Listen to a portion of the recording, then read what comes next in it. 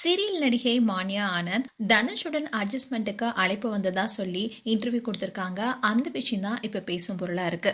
மான்யா ஆனந்த் யாருன்னா சன் டிவில ஒளிபரப்பான வானத்தை போல அன்னம் போன்ற சீரியல் நடிச்சிருக்காங்க. நடிகை மான்யா ஆனந்த் வானத்தை போல சீரியல்ல துளசி என்ற கேரக்டர் மூலமா ரொம்பவே பிரபலமானவங்க. இன்னுதான் இவங்க பேசியிருக்க விஷயம் வைரல் ஆயிட்டு வருது.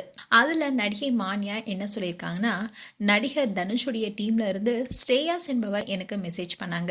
எங்க கிட்ட ஒரு ஸ்கிரிப்ட் இருக்கு பண்றீங்களான்னு கேட்டாங்க. அதோட சரி உங்களுக்கு டிமாண்ட் என்னன்னு கேட்டாரு. அதுக்கு நான் ரொம்ப ஓவர் கிளாமரா இருந்தாலும் நடிக்க மாட்டேன், ரொம்ப ரொமான்டிக்கா இருந்தாலும் பண்ண மாட்டேன், எனக்கு டீசென்டான கேரக்டர் இருந்தா நடிப்பேன்னு சொன்னேன். தனுஷாருடைய படமா இருந்தாலும் பண்ண மாட்டீங்களான்னு கேட்டாரு. நான் யார் படமா இருந்தாலும் பண்ண மாட்டேன்னு சொல்லிட்டேன். அடுத்ததான் கமிட்மெண்ட் இருக்குன்னு சொன்னாங்க. அப்படின்னா என்னன்னு கேட்டேன். ஹீரோ கூட கமிட்மெண்ட் இருக்குன்னு சொன்னாங்க. நான் அதெல்லாம் பண்ண மாட்டேன்னு சொல்லிட்டேன். அதுக்கப்புறமா சில நாள் கழிச்சு இதே மாதிரி இன்னொரு மேனேஜர் கிட்ட இருந்து எனக்கு மெசேஜ் வந்துச்சு. அவரும் தனுஷ் கூட நடிக்க சான்ஸ் தருவதா சொன்னாரு.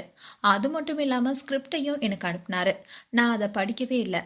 அதே சமயம் அந்த நபர் உண்மையிலேயே தனுஷுடைய மேனேஜர் தானான்னு எனக்கு தெரியல. நான் தனுஷ் கூட வேலை பார்த்த என்னுடைய சக நடிகை ஒருத்தர்கிட்ட இதை பத்தி சொன்னேன். அதுக்கு அவங்க இது தனுஷுக்கே தெரியாம நடக்கலான்னு சொன்னாங்க. ஆனா எனக்கு உண்மை எதுன்னு தெரியல. எனக்கு மட்டும் இல்ல நிறைய நடிகைகளுக்கு இது மாதிரி நடக்குது. இதை கவனத்துல கொள்ளணும்னு நடிகை மான்யா சொல்லியிருக்காங்க. இதை பார்த்த தனுஷுடைய ஃபேன்ஸ் எல்லாரும் இது சிவகார்த்தினுடைய வேலையா தான் இருக்கணும்னு சொல்லிட்டு வராங்க.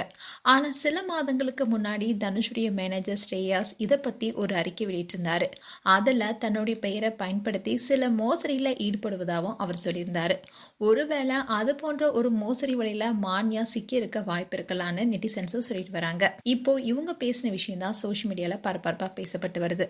மேலும் உங்களுடைய கருத்துக்களை கமெண்ட் செக்ஷன் சொல்லுங்க. இது போன்ற வீடியோஸை பார்க்க நியூஸ் தமிழ் கேட் சேனலை சப்ஸ்கிரைப் பண்ணுங்க. மறக்காம நோட்டிஃபிகேஷன் பட்டனை கிளிக் பண்ணுங்க.